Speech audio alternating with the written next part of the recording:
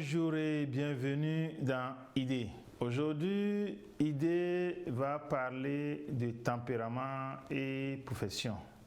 Ce sera avec Madame Agbo Samé Chantal Ayema, celle-là que certains appellent affectueusement Madame Tempérament.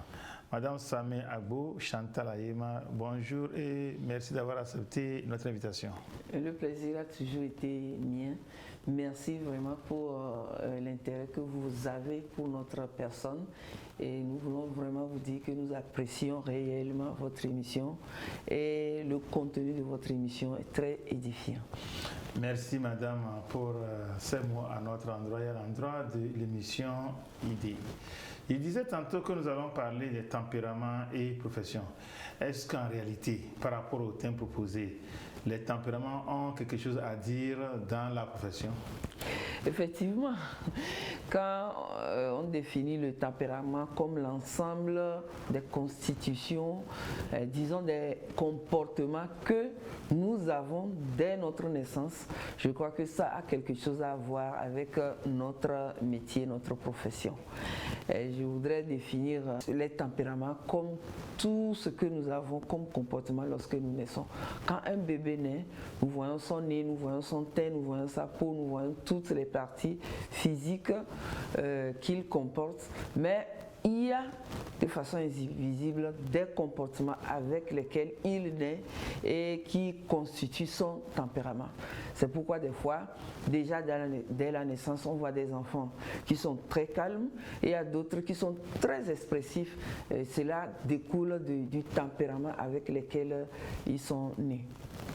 Cela veut dire que quand on est avec son tempérament? Oui, chacun est avec son tempérament, un tempérament de base. C'est vrai, nous allons parler de 4 tempéraments selon Hippocrate, parce qu'il y a plusieurs sortes d'écoles de tempérament. Nous allons prendre l'école basique qui est l'école d'Hippocrate, d'où est née les autres définitions des tempéraments.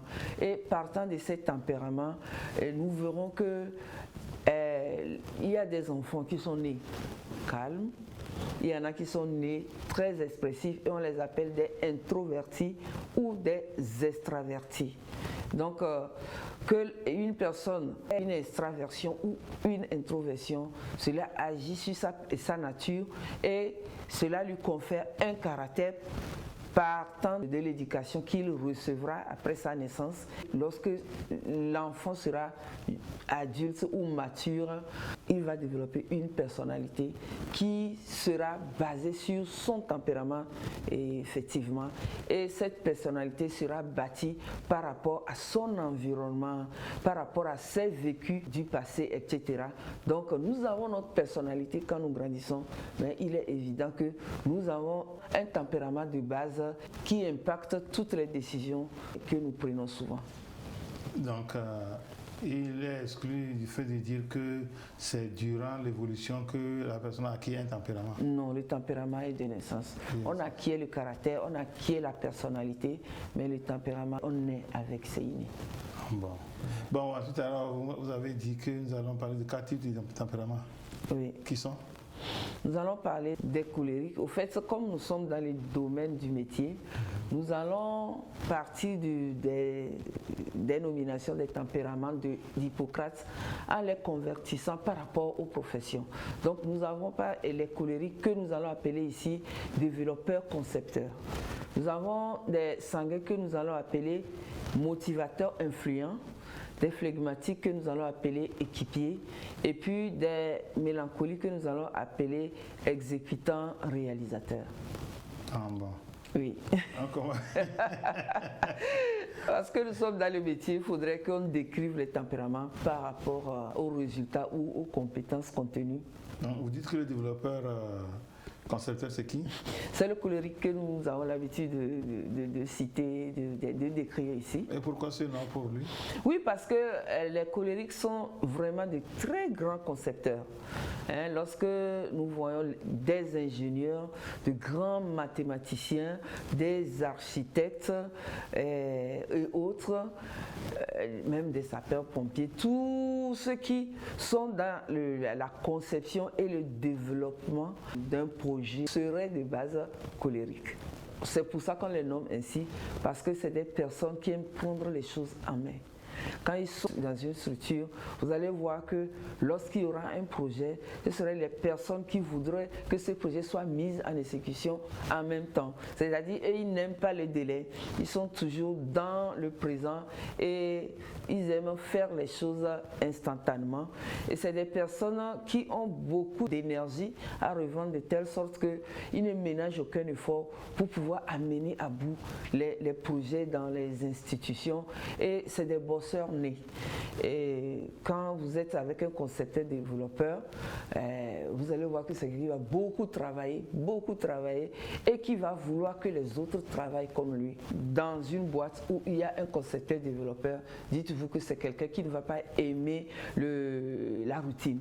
Il va vouloir que les choses changent, il va vouloir qu'il y ait des défis afin qu'il puisse faire face à ces défis et qu'il puisse travailler.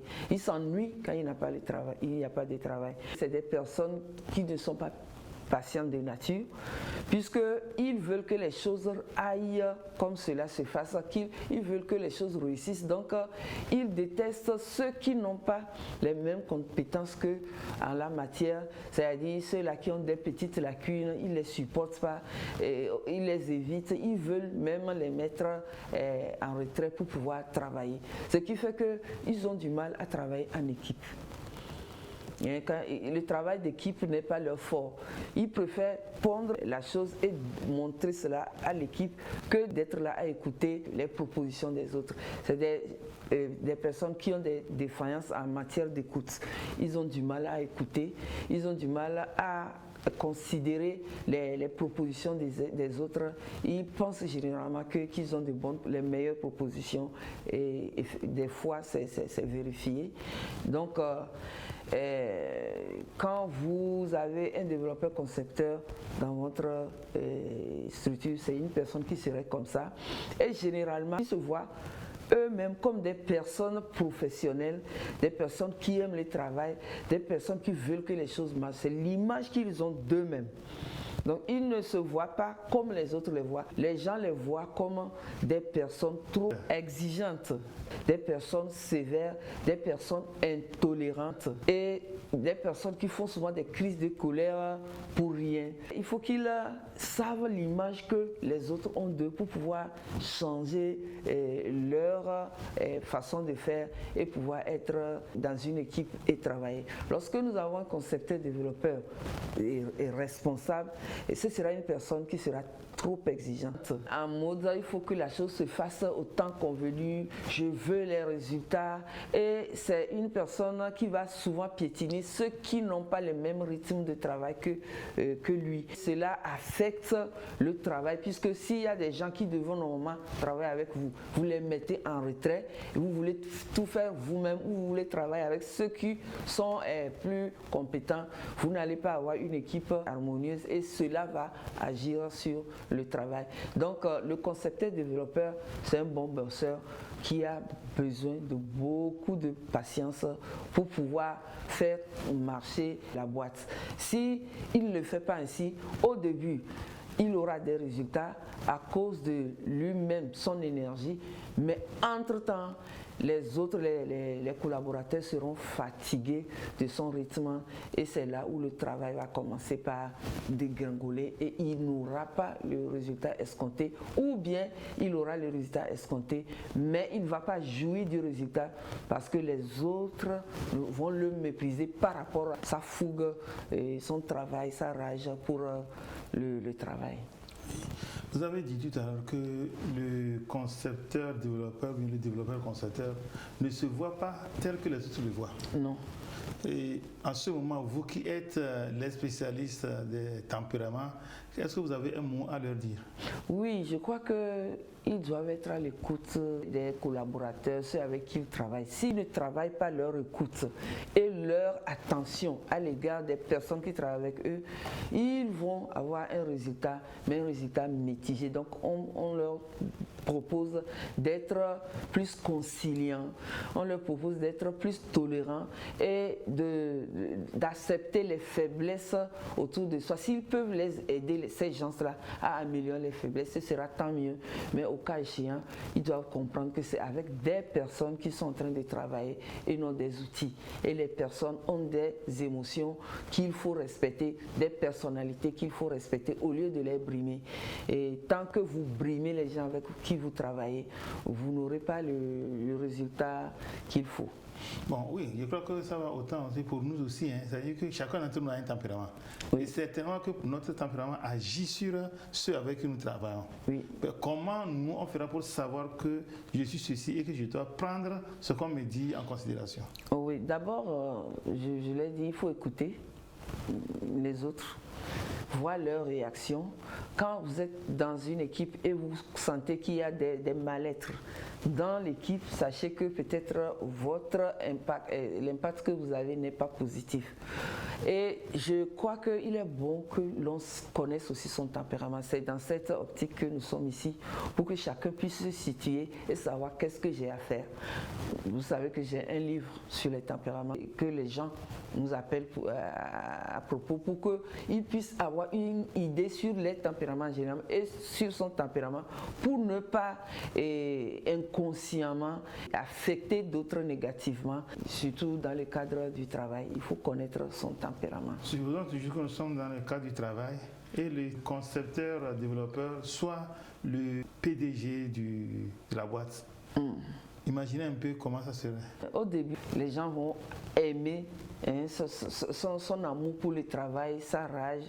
Mais en allant, sa façon de traiter les autres fera que l'équipe va se mettre en retrait et il va se sentir seul et il va penser que les autres ne sont pas compétents et c'est là où il va commencer par faire des crises de colère qui vont agir négativement sur le travail et sur lui-même, sa santé.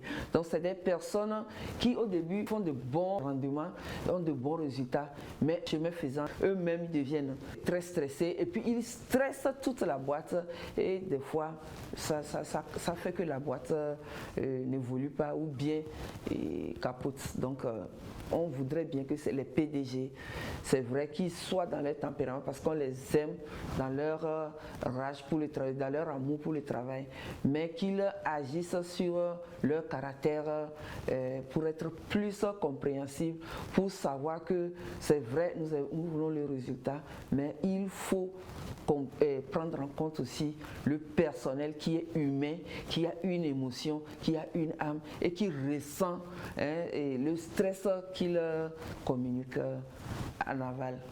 En tant qu'une spécialiste des tempéraments, il vous arrive de faire des descentes au niveau des structures pour expliquer, ou bien pour causer, ou bien pour discuter avec les travailleurs, avec les employeurs par rapport au tempérament et leur impact sur la profession. Oui, il y a des responsables qui m'ont fait appel pour que je vienne parler des tempéraments dans leur service parce que tant que la personne ne connaît pas son tempérament, elle ne sait pas que tout ce qu'il fait est tributaire de son tempérament quelque part, cette personne va toujours justifier ses faiblesses.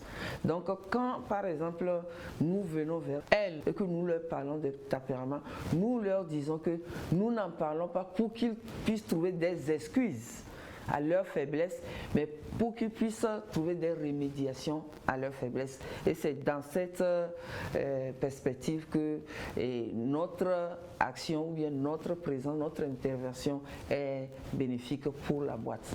Nous le faisons. Est-ce que vous arrivez vous-même, de temps en temps, en faisant des descentes sur le terrain, voir des gens dont les tempéraments empêchent inconsciemment d'apporter un plus au travail qu'ils font? Oui. Chaque fois quand nous sommes quelque part, nous observons l'impact des tempéraments sur le travail et des fois ça booste le travail ou ça ralentit le travail. Et généralement, pour un succès, il faut que tous ceux qui sont dans la boîte se connaissent par rapport à leur tempérament et qu'ils arrivent à agir sur le tempérament. S'ils ne le font pas, ça devient un danger pour le service. Des fois, nous intervenons sans qu'on nous le demande parce qu'on s'est dit, on ne va pas se taire parce que ça va avoir un impact négatif sur les résultats. Bon, avant de quitter ce tempérament, imaginez un développeur concepteur, un directeur d'une école. Là. Oui, c'est quelqu'un... Bon, je suis fondatrice d'école. J'ai eu un développeur concepteur. Moi, je l'ai assisté, c'est vrai. Mais c'est quelqu'un qui a apporté du professionnalisme depuis qu'il a passé son temps. Du professionnalisme. Il a amené tout le personnel au pas, mais en même temps, il a commencé par stresser énormément les enseignants et c'est là où je suis intervenue pour lui dire c'est bien, vous êtes professionnel, vous êtes exigeant, j'aime ça, mais je veux quand même que vous considérez les enseignants et que vous travaillez avec eux comme des collaborateurs et non des gens qui doivent faire à votre convenance et non des personnes qui doivent agir selon votre convenance. C'est difficile, mais s'il ne m'avait pas compris et qu'il avait continué comme ça, ce qui va arriver, c'est que à chaque fin d'année, il y aura des enseignants qui vont déserter, enfin qui vont partir, et puis on sera toujours en train de remplacer le personnel, et ça c'est dangereux pour l'avenir de l'école parce qu'un personnel stable permet un résultat stable et progressant. Merci beaucoup, madame. Mais j'avais dit que c'est la dernière question, mais c'est l'avant-dernière question. Imaginez un père de famille qui soit un développeur concepteur. Comment serait sa famille? Attention, ça fait très mal. C'est pas juste un père, il y a des mères aussi qui sont conceptrices, développeurs aussi. C'est des parents qui exigent énormément de leurs enfants, qui veulent que les enfants travaillent comme eux, qu'ils soient premiers, puis généralement, ces concepteurs ont des résultats excellents à l'école. Donc ils veulent que les enfants font ça et puis ils briment les enfants et ils font que les enfants ne réussissent pas.